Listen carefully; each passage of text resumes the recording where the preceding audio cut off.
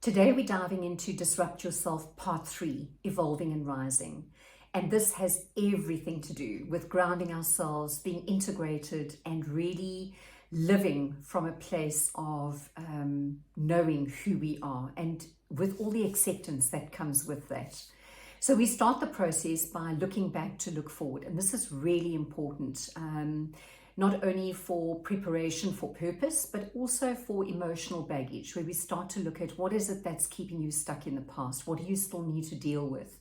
It is very difficult to move towards change when you've got things pulling you back that you actually can't change or control. So this is a vital part of the process. And then we move into the discussion of shame. And yes, you heard me quite rightly. I did say shame, and it is something that we need to look at, because the truth is we all have it. It's that huge emotion that says to us that we're not good enough, strong enough, beautiful enough, intelligent enough, and it has an enormous effect on our love and belonging in this world, which speaks directly into our unworthiness. So we really look at shame. We look at the physiology of shame for you personally. How does it show up? What are your shame triggers? Looking at the web that we get ourselves caught in terms of our expectations and all of those layered aspects that really keep us stuck around shame. And also looking at 4 self-conscious effects and their differences, their distinct biology differences, and of course how that shows up with our self-talk and the behaviors that follow. And being able to tell the difference is hugely skillful and useful for you to be able to navigate yourself through those difficult emotions, because ultimately shame keeps us fearful, disconnected, and really isolates us from the rest of the world. So we start to look at the importance of telling our stories and the resilience factors that come with that.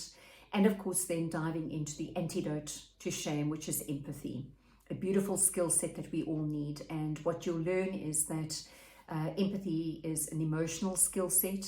It's really important that if you are not yet connecting with your own emotions, you will find it very difficult to be empathic with others. You would actually be fixing, rescuing, and probably exhausting yourself through the process. So we'll bring that full circle, and then we dive into the important conversation around values. Now, many of us talk values and we all have them, but if we can't name them, we can't live and align to them. And this is the importance of that. We test them, and for many of us, we are very misaligned with who we are and our values. And going through the process of actually aligning ourselves to that and living from that. Then we look at your shadow values and the importance of fulfilling them in our lives. Firstly, determining what they are. And of course, we can't do that without looking at guilt, shame, or fear, because the world has told us we shouldn't feel and be these things. So it's really validating them so that we can actually fulfill them in our lives, and then we are able to really live from our golden values, which is such a beautiful place to be. And then to pull this section together, we start to look at you, giving and receiving feedback. It's a big part of our lives. We all do it, no matter where we are in our home lives or professional lives. And it's a huge skill set to be able to firstly give it, but also sit on the other side of somebody who isn't skilled.